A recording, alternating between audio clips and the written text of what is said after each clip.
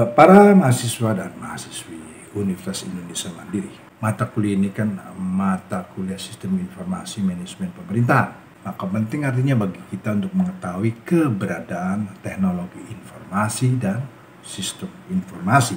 Masyarakat awam atau masyarakat umum menerjemahkan teknologi informasi itu sebagai perangkat teknologi yang berfungsi mengumpulkan informasi, memprosesnya, menyimpan dan menyebarkannya. Pendapat atau definisi menurut masyarakat pada umumnya. Ternyata definisi itu dalam perkembangannya sekarang ini, penafsiran itu telah sedemikian rupa bergeser. Dan pergeseran itu dimulai pada akhir tahun 70-an.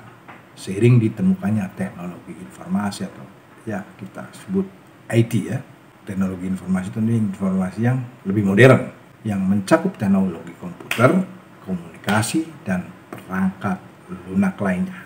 Teknologi informasi juga sering disingkat menjadi TI atau IT, ya kan, informasi teknologi atau infotek, atau di Indonesia pada belakangan ini berkembang sebutannya menjadi telematika. Sama aja itu wujudnya. Ada begitu banyak definisi tentang hal ini. Salah satunya adalah definisi yang disampaikan oleh William dan Sawyer pada tahun 2003. Menurut mereka, teknologi informasi adalah teknologi yang menggabungkan komputasi atau komputer dengan jalur komunikasi yang membawa data, suara, atau video. Jadi teknologi informasi yang merupakan subsistem dari sistem informasi atau information system, terutama dalam tinjauan dari sudut pandang teknologi. Jadi kalau saya setelah memberikan kuliah ini kemudian mengirim materi ya berupa teks dan video, itu dalam rangka kecil-kecilan saya memberi gambaran praktek bahwa inilah salah satu wujud informasi sistem. Sehingga ada visualnya ya, ada output, ada produknya, ada maksudnya tuh saya ngirim video atau kuliah. Nah, para mahasiswa dan mahasiswi, salah satu penanda dari keberadaan teknologi informasi dan sistem informasi adalah adanya ENIAC, yaitu Electronic Numerical Integrator and Calculator, yaitu berupa komputer digital pertama yang dibangun tahun 1946 di Amerika Serikat. Nah, komputernya pada waktu itu tabungnya berupa tabung elektron dengan berat kira-kira 27 ton, kemudian ukurannya 2,4 kali 0,9 meter dan mengkonsumsi energi listrik yang sangat tinggi, 160 kW, serta menghasilkan panas yang tinggi pula bagian belakangnya. Setelah era ENIAC, maka pada dekade 50 hingga 1970-an, komputer mulai diarahkan pemanfaatannya untuk kelembagaan, untuk mainframe dan komputer mini atau mini komputer.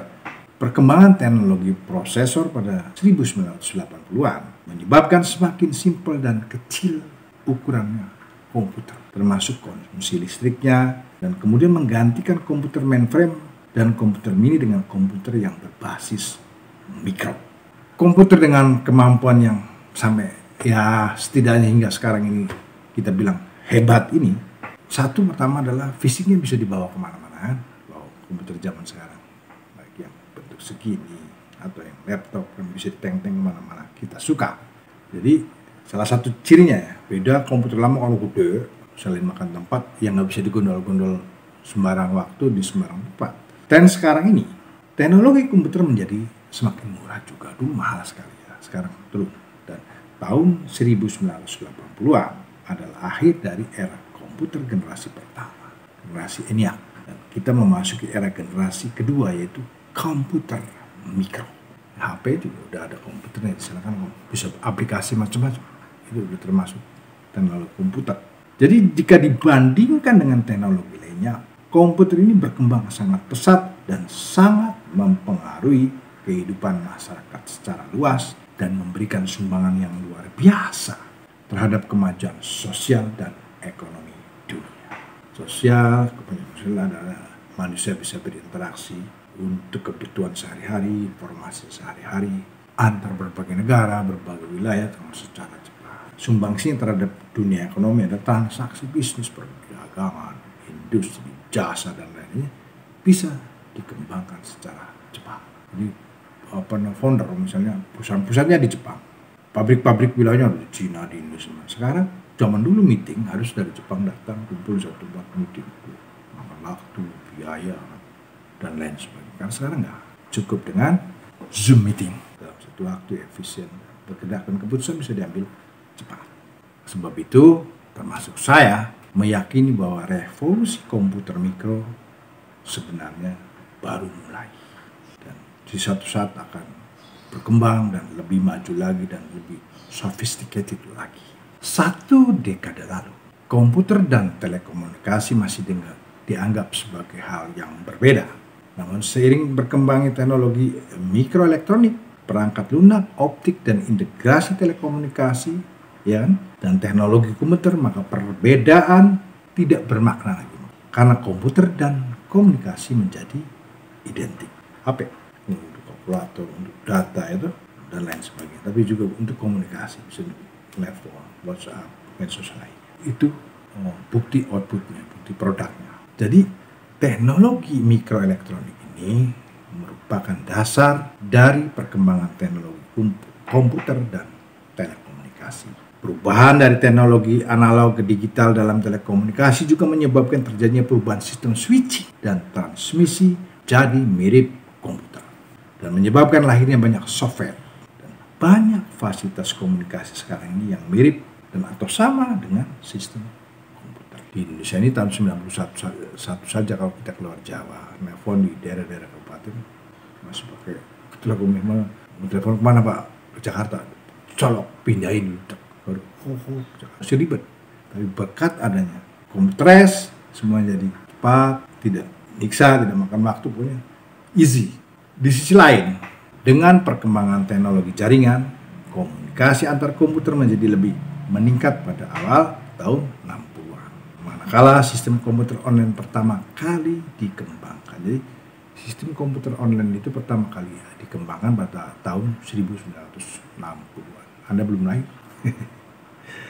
Nah, secara bersamaan perkembangan dua teknologi ini telah mengikis perbedaan antara teknologi komunikasi dan komputer, lalu memunculkan definisi baru yang disebut teknologi informasi. Kemudian, kemajuan cepat komputer mikro dan tingginya permintaan komunikasi telah menyebabkan perkembangan sistem jaringan komunikasi dan komunikasi komputer.